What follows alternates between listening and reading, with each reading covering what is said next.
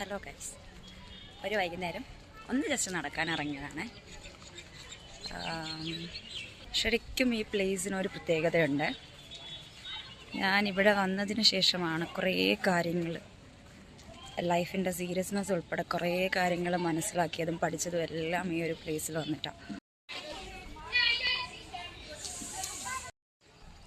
ഈ ഒരു സ്ഥലം കാണുമ്പോൾ നമുക്കൊരു നാട്ടുമ്പുറം ഫീല് കിട്ടുമെങ്കിലും നേരെ ഓപ്പോസിറ്റ് വരുമ്പോഴത്തേനും നമുക്ക് ആ ഫീലങ്ങ് മാറിക്കിട്ടും.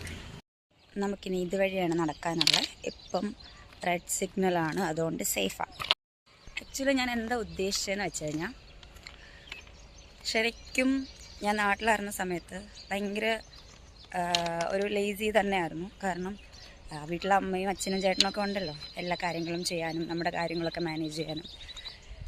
എപ്പോഴും ഉറക്കമായിരുന്നു എൻ്റെ ഒരു വീക്ക്നെസ്. അപ്പം അന്ന് അതിൻ്റെ സീരിയസ്നെസ് ഒന്നും അറിയില്ല. ശരിക്കും നമ്മുടെ റെസ്പോൺസിബിലിറ്റി നമ്മുടെ ടൈമിൽ നമ്മൾ ചെയ്യണം എന്നൊക്കെയുള്ള ഒരു മൈൻഡ് സെറ്റൊന്നും എനിക്കുണ്ടായിരുന്നില്ല. പക്ഷേ ഇവിടെ വന്ന് കുറേ കാര്യങ്ങൾ പഠിച്ചു. വീട്ടിൽ നിന്ന് മാറി നിന്നപ്പോഴത്തേനും നമ്മുടെ റെസ്പോൺസിബിലിറ്റി എന്താണെന്ന് പഠിച്ചു. ഈവൻ കുക്കിങ്ങും കാര്യങ്ങളൊക്കെ ബേസിക് നോളജ് ഉണ്ടെങ്കിലും വീട്ടിൽ നമ്മളൊന്നും ചെയ്യാറില്ല, കാരണം അതിൻ്റെ ആവശ്യം വരുന്നില്ല. Whenever it is needed then only I used to do so. പക്ഷേ ഇവിടെ വന്ന് പ്രധാനമായിട്ടും പറയാനുള്ളത് കുറേ ആളുകളെ പഠിച്ച്, ആളുകൾ എന്താണെന്നുള്ള കാര്യം വ്യക്തമായിട്ട് പഠിച്ചു. Just like every place, this is the one side of Ahmedabad and at the same time this is another side. ഒരു നാണയത്തിന് രണ്ട് ഭാഗങ്ങളുണ്ടെന്നാണല്ലോ, അതുപോലെ രണ്ട് ജീവിതങ്ങളെ നമുക്ക് ഒരുമിച്ച് ഇവിടെ കാണാം. ഞാൻ ഇന്ന് ഈ വീഡിയോ ചെയ്യാനുള്ള മെയിൻ റീസൺ എന്താണെന്ന് വെച്ച് കഴിഞ്ഞാൽ, ഈ ഡിപ്പെൻഡഡ് ആയിട്ടുള്ള ആൾക്കാർക്ക് വേണ്ടിയിട്ടാണ്. ഇപ്പം മോസ്റ്റ്ലി നമ്മൾ ഡിപ്പെൻഡഡ് ആണെന്നുണ്ടെങ്കിൽ നമുക്ക് എപ്പോഴും ഒരാളുടെ ഒരു ഹെൽപ്പ് വേണം. അത് നമ്മുടെ ഫ്രണ്ട് ആയിക്കോട്ടെ, പാർട്ട്ണർ ആയിക്കോട്ടെ, പേരൻസ് ആയിക്കോട്ടെ, ആരും ആയിക്കോട്ടെ. പക്ഷേ അങ്ങനെ നമ്മൾ മുന്നോട്ട് പോകുന്നുണ്ടെങ്കിൽ നമ്മുടെ ആ ഒരു ലൈഫിന് വലിയ മീനിങ് ഒന്നും ഉണ്ടാകാൻ പോണില്ല. അതേസമയം നമ്മൾ നല്ല ഇൻഡിപെൻഡൻ്റ് ആയിട്ടൊന്ന് മുന്നോട്ട് പോയി നോക്കിയേ, ആ ലൈഫ് കളർഫുള്ളായിരിക്കും, നൈസായിരിക്കും, എൻജോയ് ചെയ്യാൻ പറ്റും നമുക്ക്. സ്വന്തം വീട് മാത്രം ചുറ്റിപ്പറ്റി നിൽക്കാൻ ആഗ്രഹിക്കുന്നവർക്ക്, സ്വന്തം നാടും മാത്രം ചുറ്റിപ്പറ്റി നിൽക്കാൻ ആഗ്രഹിക്കുന്നവർക്ക് ഞാനൊരു സജഷൻ പറയാം. നിങ്ങളാദ്യം നിങ്ങൾക്ക് വേണ്ടി ഒന്ന് ജീവിക്കണം. കാരണം ഈ പറയുന്ന ഫാമിലി ആയാലും ഫ്രണ്ട്സ് ആയാലും എന്നും എപ്പോഴും നമ്മുടെ കൂടെ ഉണ്ടായിരിക്കണം എന്നില്ല. പക്ഷെ ആ ഒരു മൊമെൻറ്റിൽ നമുക്ക് ഓവർകം ചെയ്ത് മുന്നോട്ട് പോകണം എന്നുണ്ടെങ്കിൽ നമ്മൾ എന്തെങ്കിലും ഇൻഡിപെൻഡൻ്റ് ആയിട്ട് ജീവിക്കുന്നതിനെ പറ്റി ചിന്തിച്ചു തുടങ്ങണം. ഒരു ഇൻഡിപെൻഡൻറ്റ് ലൈഫ് എന്ന് പറയുന്നത് അത് നമ്മൾ അനുഭവിച്ച് തന്നെ അറിയേണ്ട ഒന്നാണ്. അപ്പോൾ നമ്മുടെ പേരൻസിൻ്റെ സപ്പോർട്ടായാലും, നമ്മളെ സ്നേഹിക്കുന്നവരുടെ സപ്പോർട്ടായാലും, ഫ്രണ്ട്സ്, നെയ്ബേഴ്സ്, റിലേറ്റീവ്സ്, എല്ലാവരുടെയും സപ്പോർട്ട് നമുക്ക് ഓട്ടോമാറ്റിക്കലി വന്നു തരും. ഞാനൊരു മോട്ടിവേഷൻ സ്പീക്കറൊന്നുമല്ല, പക്ഷേ എങ്കിലും ഞാൻ എൻ്റെ കുട്ടികൾക്ക് ക്ലാസ് എടുക്കുന്ന സമയത്തായാലും, ഇപ്പം ടെക്സ്റ്റ് ഓറിയൻറ്റഡ് ആയിട്ടുള്ള ഇൻഫർമേഷൻസ് കൊടുക്കുമ്പോഴായാലും, ഞാൻ എൻ്റെ ലൈഫ് റിലേറ്റഡ് ആയിട്ടുള്ള കുറച്ച് എക്സാമ്പിൾസ് ഒക്കെ പറഞ്ഞിട്ടാണ് അവർക്കത് മനസ്സിലാക്കി കൊടുക്കാറുള്ളത്. അപ്പോൾ അവർക്കത് കുറച്ചുകൂടെ കൂടുതൽ മനസ്സിലാകാനും എളുപ്പമാണ്. ഇവിടുത്തെ ഒരു മെയിൻ ഇഷ്യൂ ആണ് റോഡ് ക്രോസ് ചെയ്യാൻ വളരെ പാടാണ്. വണ്ടിക്കാരെ ആൾക്കാരെ കണ്ടാലും നമ്മൾ സീബ്ര ലൈനിലൂടെ പോയാലും അവരൊന്നും നിർത്തിത്തരില്ല. അതുകൊണ്ട് തന്നെ നമ്മൾ നിൽക്കാൻ പാടില്ല. നമ്മൾ നിന്ന് കഴിഞ്ഞാൽ അവിടെ നിൽക്കാനേ പറ്റത്തുള്ളൂ, ക്രോസ് ചെയ്യാൻ പറ്റില്ല. അപ്പം ക്രോസ് ചെയ്യാൻ താല്പര്യമുള്ളവരെപ്പോഴും അങ്ങോട്ടും ഇങ്ങോട്ടും നോക്കാതെ ചാടിപ്പോകണം. എങ്കിൽ മാത്രമേ നമുക്ക് നമ്മുടെ ഡെസ്റ്റിനേഷനിൽ എത്താൻ പറ്റുള്ളൂ. എൻ്റെ ഒരു കോൺസെപ്റ്റ് പറയാമെന്നുണ്ടെങ്കിൽ, എനിക്ക് ശരിയെന്ന് തോന്നുന്ന കാര്യമേ ഞാൻ ചെയ്യാറുള്ളൂ. For others it may be wrong, but എന്നെ ബേസ് ചെയ്ത് പറയുകയാണെന്നുണ്ടെങ്കിൽ അത് ശരിയാണെന്ന് എനിക്കൊരു കോൺഫിഡൻ്റ് ഉണ്ടെങ്കിൽ ഞാനത് ചെയ്യും. മറ്റുള്ളവർക്കത് തെറ്റായിട്ട് തോന്നുകയാണെന്നുണ്ടെങ്കിലും, മറ്റുള്ളവർക്കത് മോശമായിട്ട് തോന്നുകയാണെന്നുണ്ടെങ്കിലും ഐ ഡോണ്ട് കെയർ.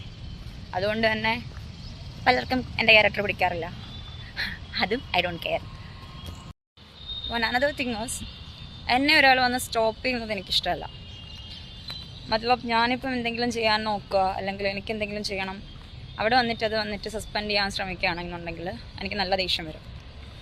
അപ്പം മോസ്റ്റ്ലി ഞാൻ അവിടെ നിന്നും പ്രതികരിക്കാറില്ലായിരുന്നു.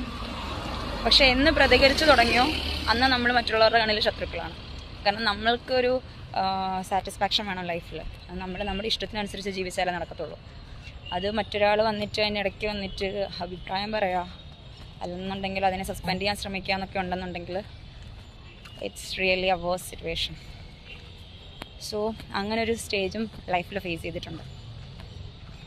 പിന്നെന്താ, അതുകൊണ്ട് തന്നെ നമുക്ക് എൻ്റെ ഒരു മെയിൻ ഒരു ലാക്കിങ് എന്താണെന്ന് വെച്ചാൽ എനിക്ക് നോ പറയാൻ അറിയില്ല. അതുപോലെ തന്നെ എനിക്ക് പെട്ടെന്ന് റെസ്പോണ്ട് ചെയ്യാനൊന്നും പറ്റുന്നുണ്ടായിരുന്നില്ല.